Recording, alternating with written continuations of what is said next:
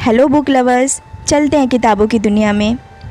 Author Robert T Kiyosaki के अनुसार मेरे दो डैडी थे, एक अमीर और दूसरे गरीब। एक बहुत पढ़े लिखे थे और समझदार थे।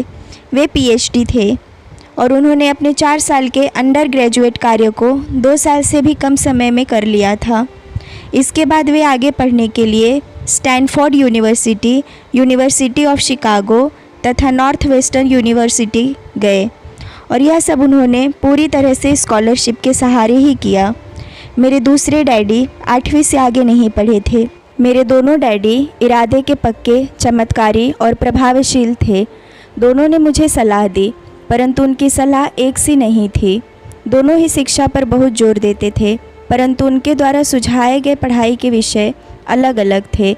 अगर मेरे पास केवल एक ही डैडी होते तो मैं या तो उनकी सलाह मान लेता या फिर उसे ठुकरा देता।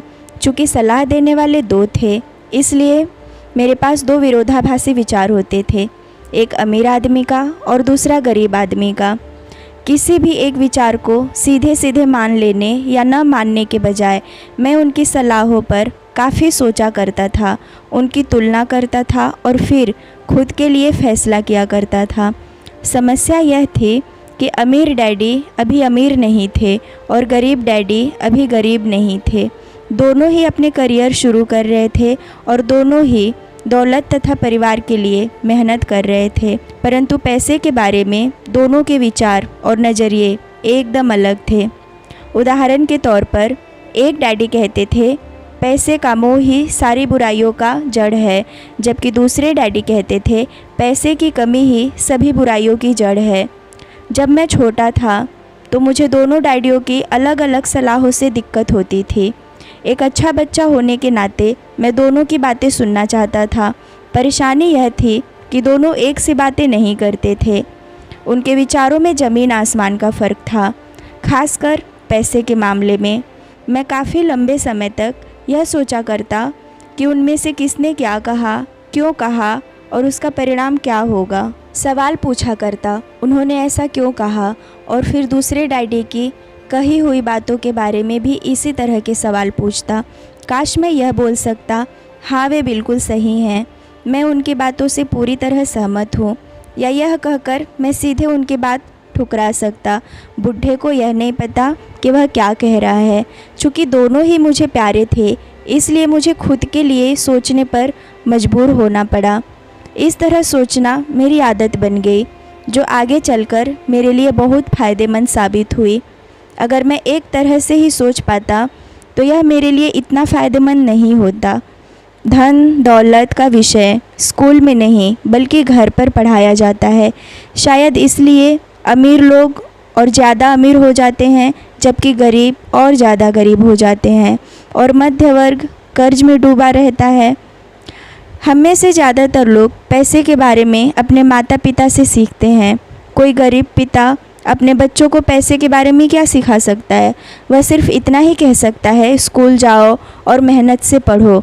हो सकता है वह बच्चा अच्छे नंबरों से कॉलेज की पढ़ाई पूरी कर ले, फिर भी पैसे के मामले में उसकी मानसिकता और उसका सोचने का ढंग एक गरीब आदमी जैसा ही बना रहेगा।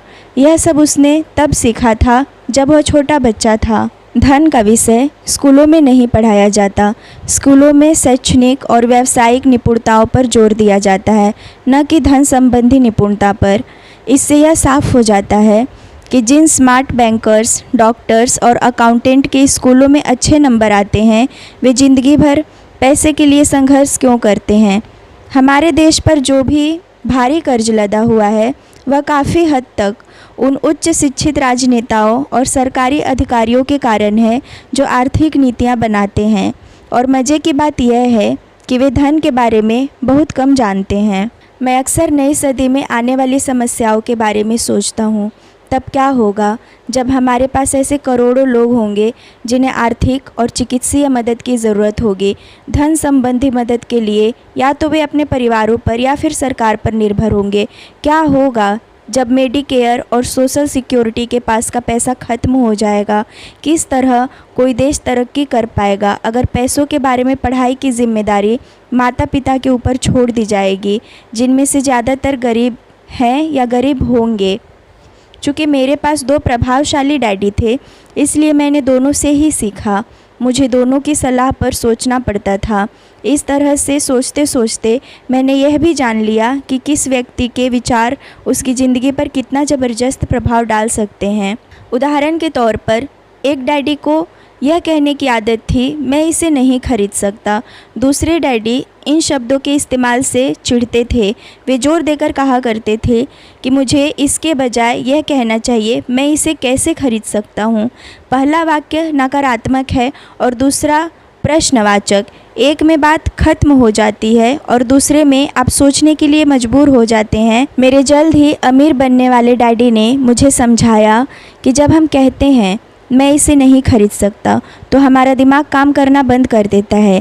इसके बजाय जब हम यह सवाल पूछते हैं मैं इसे कैसे खरीद सकता हूँ, तो हमारा दिमाग काम करने लगेगा। उनका यह मतलब नहीं था कि आप जिस चीज़ पर दिल आ जाए उसे खरीद ही लें। वे लगभग दीवानगी की हद तक अपने दिमाग को कसरत करवाना चाहते थे, क्योंकि उनके ख्याल से दिमाग दुनिया का सबसे ताकतवर कंप्यूटर है। मेरा दिमाग हर रोज़ तेज़ होता जाता है क्योंकि मैं इससे कसरत करवाता रहता हूँ। यह जितना तेज़ होता जाता है, मैं इसकी मदद से उतना ही ज़्यादा पैसे कमा सकता हूँ। उनका मानना था कि मैं इसे नहीं खरीद सकता कहना दिमागी आलस की पहचान है। हालांकि दोनों ही डैडी अपने काम में कड़ी मेहनत करते थे, परंतु मैंने देखा कि पैसे के मामले में एक डैडी की आदत यह थी कि वे अपने दिमाग को सुला देते थे और दूसरे डैडी अपने दिमाग को लगाकर कसरत करवाते रहते थे।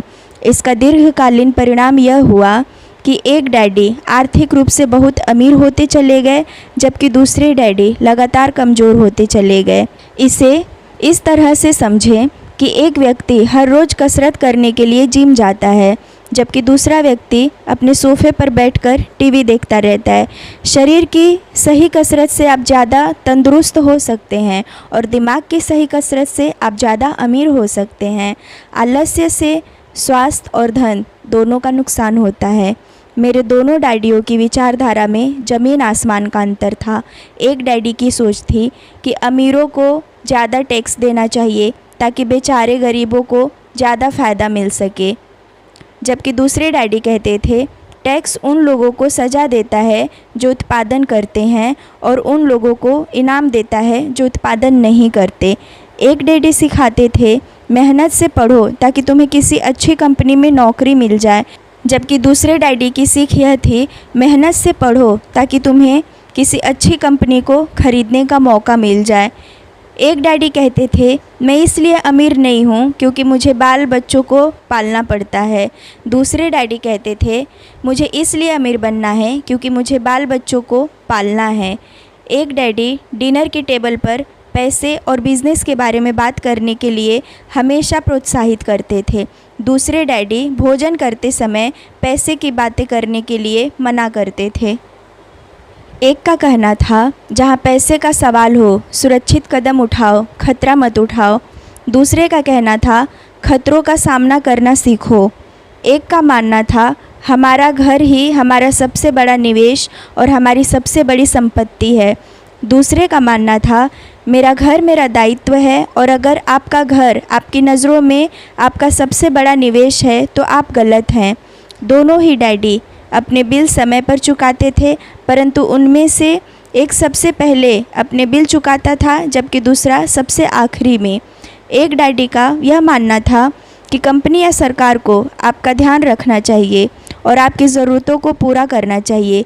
वे हमेशा तनख्वाह में बढ़ोतरी, रिटायरमेंट योजनाओं, मेडिकल लाभ, बीमारी की छुट्टी, छुट्टियों के दिन और बाकी सुविधाओं के बारे में चिंतित रहते थे।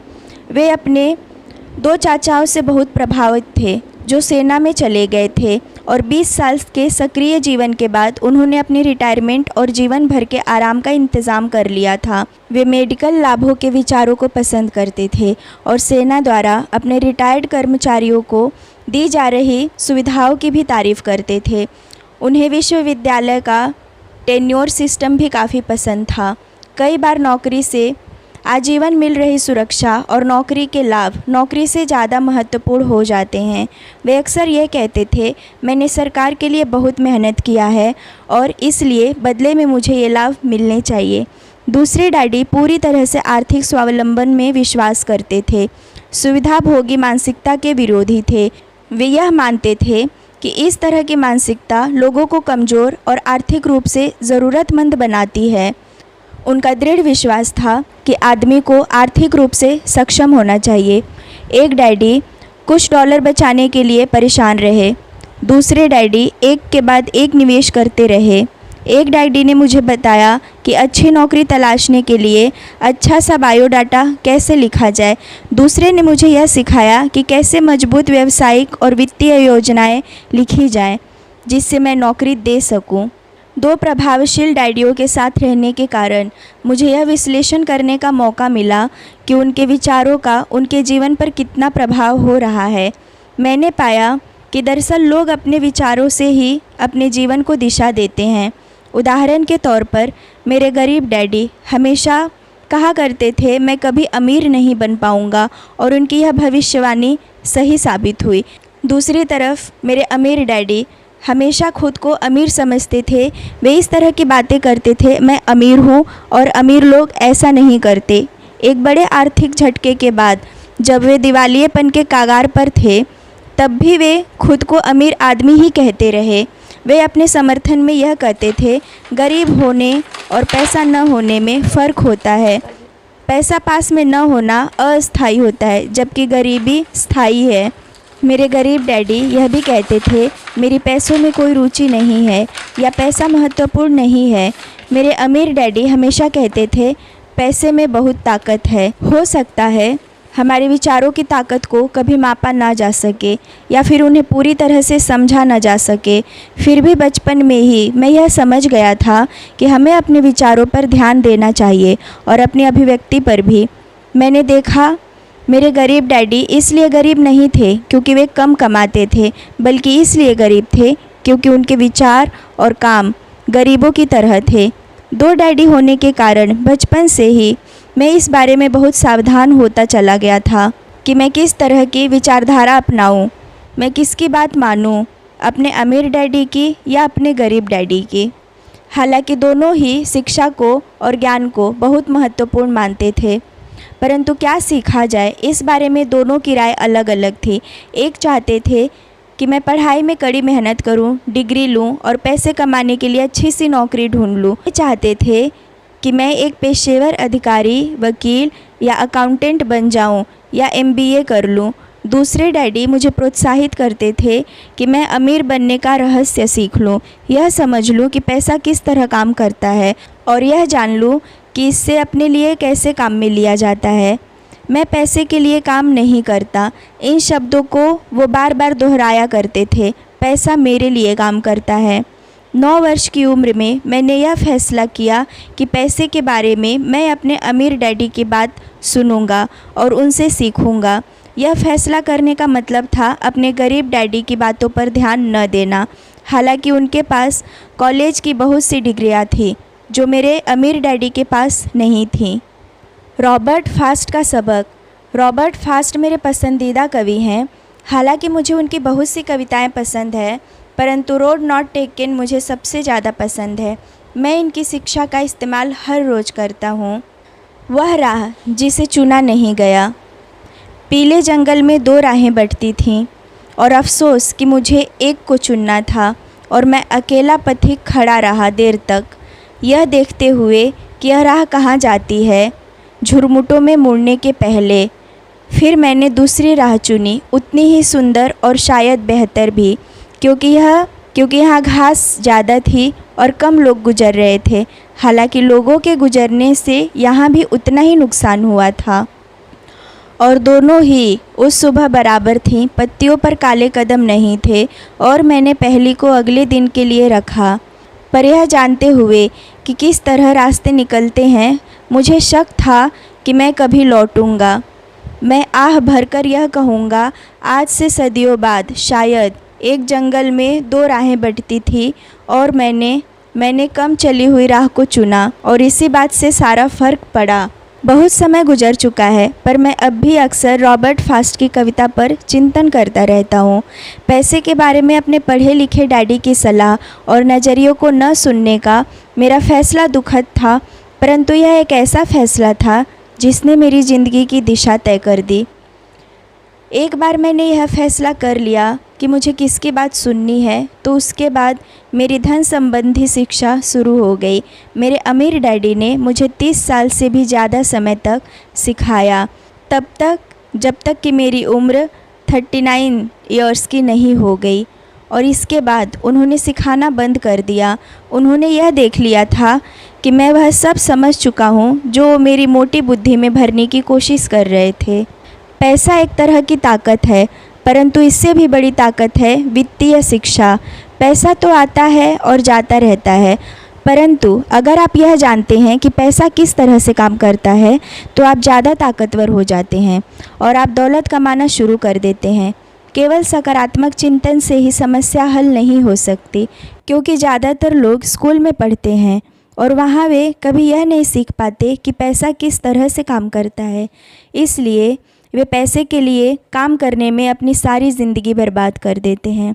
मेरी शिक्षा जब शुरू हुई थी तब मैं केवल 9 साल का था, और इसी कारण मेरे अमीर डैडी ने मुझे जो पाठ पढ़ाए थे वे बहुत आसान थे, और सारी बातों को छोड़कर विचार किया जाए तो उन्होंने मुझे 30 सालों तक कुल 6 महत्वपूर्ण पाठ पढ़ाए।